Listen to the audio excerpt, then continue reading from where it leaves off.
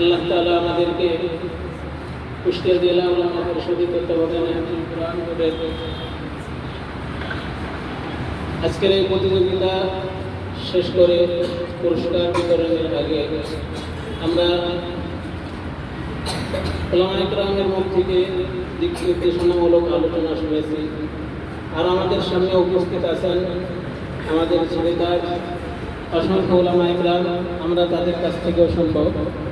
এরপরে ইনশাআল্লাহ পুরস্কার গ্রহণ, যারা পুরস্কার পাওয়ার উপযুক্ত তাদের পুরস্কার প্রদান করা হবে।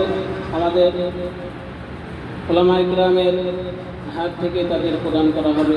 আলহামদুলিল্লাহ, শুকরিয়া আল্লাহ তাআলার দরবারে যে আল্লাহ তাআলা আমাদেরকে এই কুষ্টিয়া উলামা পরিষদের তত্ত্বাবধানে কুষ্টিয়া জেলা শাখার আজকের এই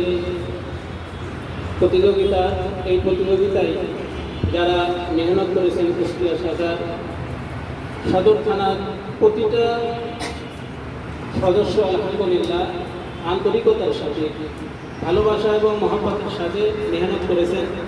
সাথে সাথে যে সকল মাদ্রাসার